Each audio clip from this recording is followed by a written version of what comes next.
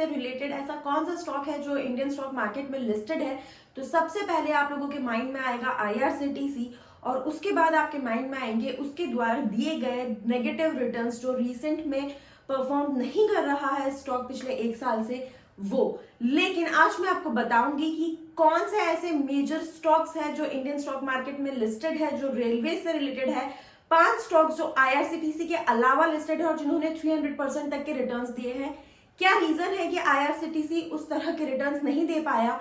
अभी जो आईआरसीटीसी में कंसोलिडेशन आया है, ऑफर फॉर सेल आया है, क्या है उसके डिटेल्स, और ये जो कंसोलिडेशन है ये इन्वेस्टर्स और ट्रेडर्स के लिए एक अपॉर्चुनिटी है या फिर जो मार्केट में बातें चल रही है कि आईआरसीटीसी का स्टॉक अभी भी ओवरवैल्यूड है वो सच है और आपको इससे दूर रहना चाहिए। ये सारी ही बातें हम देखेंगे आज की इस वीडियो में। सबसे पहले देखते हैं कौन से हैं वो 5 स्टॉक जो आईआरसीटीसी के अलावा इंडियन रेलवे से रिलेटेड है और इंडियन स्टॉक मार्केट में लिस्टेड है।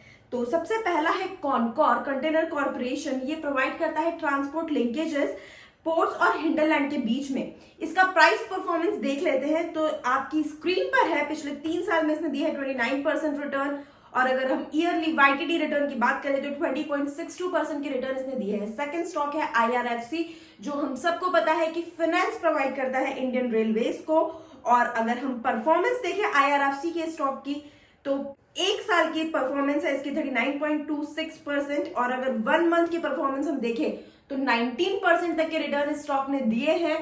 और अब हम देखते हैं तीसरा ऐसा स्टॉक जो इंडियन रेलवे से रिलेटेड है और क्या उसकी परफॉर्मेंस रही है। तो रेल विकास कंपनी है, ये प्रोवाइड करती है basically railway electrification, metro projects और इस तरह पे काम करती है। इसका जो रिटर्न है वो हम देख लेते हैं, आपकी स्क्रीन पर है। अगर हम 3 साल के रिटर्न देखें तो इसने 201% तक के रिटर्न्स दिए हैं एंड वाईटीडी रिटर्न्स इसने दिए हैं 101.87%, 1 मंथ 10% रिटर्न्स।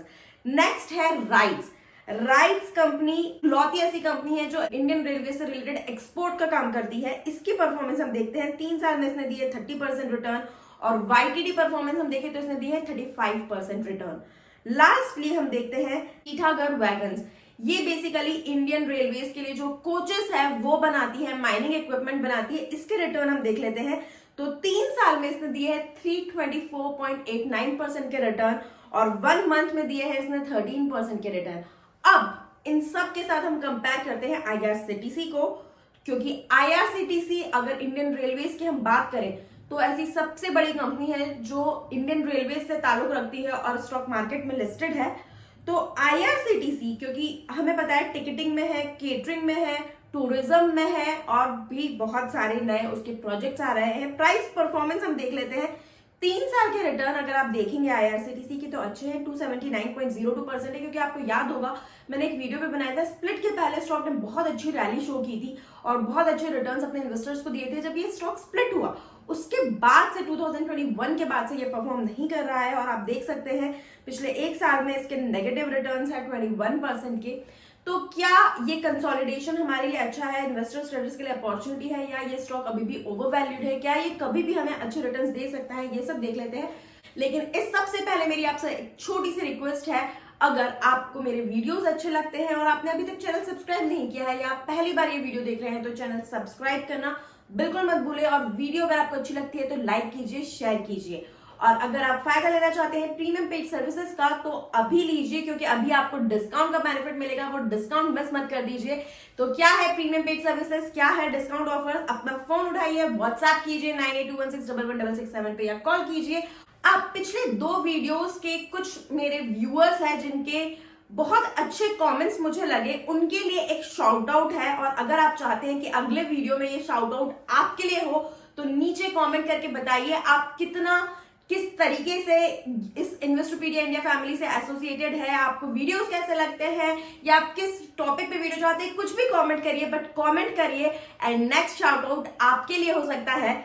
तो पहला शाउट आउट है ज्योतिष सिंह के लिए, जिन्होंने सेक्टोरल रोटेशन पे which sector to perform next वाला मैंने वीडियो बनाया था, उस पे कमेंट किया था, how to identify sector rotation before breakout. Jyotish, ये आपसे और बाकी सारे व्यूअर्स से ये क्वेश्चन है कि क्या इस टॉपिक पे पर्टिकुलरली आप लोग एक वीडियो चाहते हो, इसमें more over technical chart analysis रहेगा।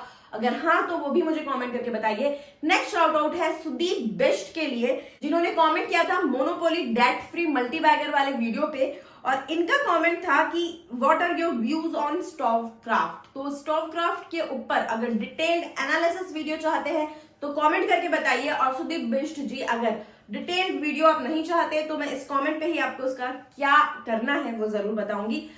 अपना कमेंट नीचे करना बिल्कुल मत भूलिए। तो नेक्स्ट शाउट आउट के लिए जल्दी से कमेंट कर दीजिए और अब वीडियो स्टार्ट करते हैं। सबसे पहले हम देख लेते हैं ये जो ऑफर फॉर सेल आया है इसका क्या है डिटेल। तो थर्सडे को ये ऑफर फॉर सेल ओपन किया गया था इंस्टीट्यूशनल इन्वेस्टर्स के लिए और फ्राइडे को ये ओपन किया गया था रिटेल इन्वेस्टर्स के लिए।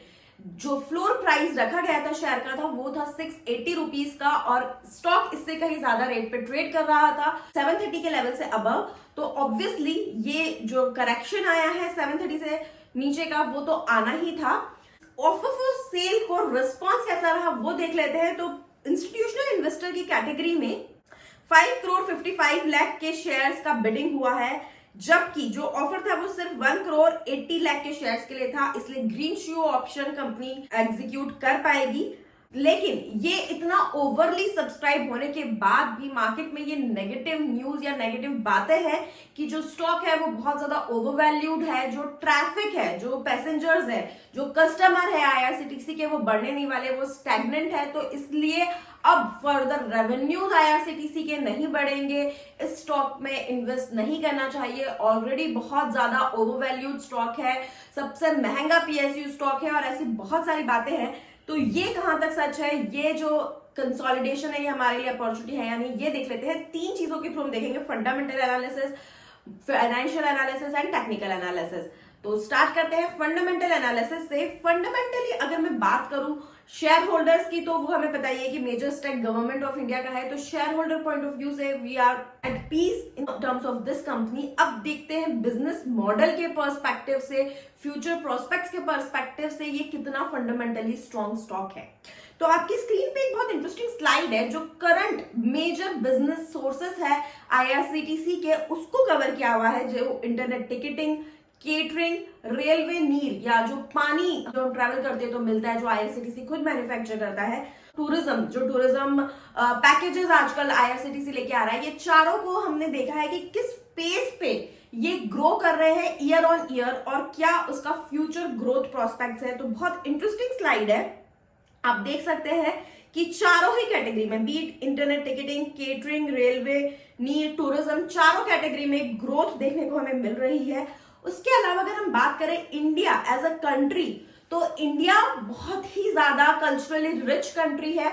बहुत ज्यादा टूरिज्म यहाँ पर, जो बाहर के लोगों से आप अगर बात करोगे वर्ल्ड वाइड, तो people want to visit India, क्योंकि इंडिया एक ऐसी कंट्री है जहाँ पे बीच डेस्टिनेशंस भी आपको मिल जाएगी, सैंडी डेस्टिनेशंस भी आपको मिल जाएगी, हिली डेस्टिनेशंस भी आपको मिल जाएगी, स्नो क्लैड माउंटेन्स भी आपको मिल जाएंगे। अगर आप बात करें स्कॉटलैंड की तरह आपको ग्रीनरी भी मिल जाएगी। तो एक ऐसी कंट्री जिसमें सभी तरह के प्लेसेस आपको मिल जाएंगे और जो बहुत ही ज्यादा ब्यूटीफुल। अगर हम बात करें राजस्थान के कल्चर की, तो फॉरेनर्स का एक बहुत ज्यादा इंक्लिनेशन होता है। इंडिया के हर कोने में एक सभ्यता बसती है जो बाहर के लोगों को बहुत अट्रैक्ट करती है। सेकंड, ये एक बहुत बड़ी पिलग्रिमेज कंट्री है। अगर Hindu all over the world कहीं पर भी है, 12 ज्योतिर्लिंग, 4 धाम और ऐसे बहुत सारे दर्शन है जो करने के लिए इंडिया में ही आएंगे। उसके अलावा हम अगर बात करें, यूरोपियन कंट्री एक बहुत बड़ा एग्जांपल है जहां पे टूरिज्म में कैटेगोरिकली लोग ट्रेन से ट्रैवल करना प्रेफर करते हैं रादर देन एयरवेज, क्योंकि वो जो सिनिक ब्यूटी रास्ते में होती है उसे एंजॉय करना चाहते हैं। और इस तरह की कई ट्रेन लॉन्च की जा रही है इंडियन रेलवेज में भी, जिससे ये चीज प्रमोट की जा सके।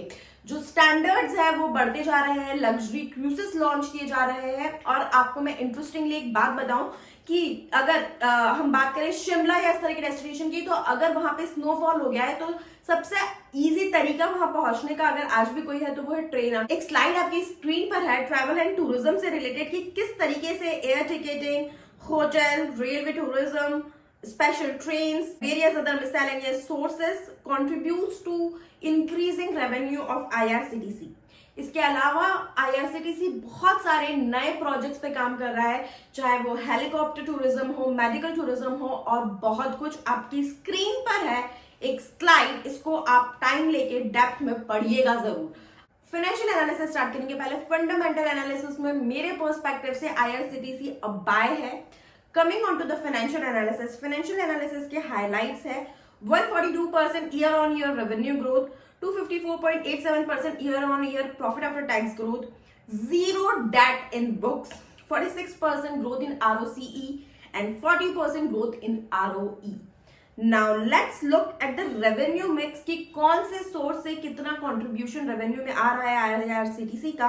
आपकी स्क्रीन पर एक पाई चार्ट है जिसमें आप देख सकते हो कि मेजर कंट्रीब्यूशन जो है वो इंटरनेट टिकटिंग के थ्रू है 54%, और जो मिनिमम कंट्रीब्यूशन है वो स्टेट तीर्थ जो मंदिरों में दर्शन के लिए लोग जाते हैं, जो टिकट्स कराते हैं। उसके अलावा 8% is from tourism, 27% from catering and 9% from Rail Neer. Revenue from operations, you can see over last 5 years from financial year 18 to financial year 22 there is a consistent growth. There was a decline in financial year 21 moreover because of covid year. net worth अगर हम देखें consistently grow हुई है financial year 18 से लेके financial year 22 तक। EBITDA अगर हम crores में देखें वो भी grow हुआ है, सिर्फ financial year 21 में there is a negative thing. Profit after tax में भी कंसिस्टेंट ग्रोथ है, financial year 21 is the exception. ROCE में भी कंसिस्टेंट ग्रोथ है। इंटरेस्टिंगली डिविडेंड पर शेयर भी ग्रो हो रहा है। कंपनी कॉन्टिन्यूसली अपने स्टेक होल्डर्स को, अपने शेयर होल्डर्स को भी बेनिफिट कर रही है। Talk about from the perspective of fundamental analysis and financial analysis from both the perspective it's a buy. Coming on to the third and the most important technical analysis, आपकी screen पर है IRCTC का advanced chart.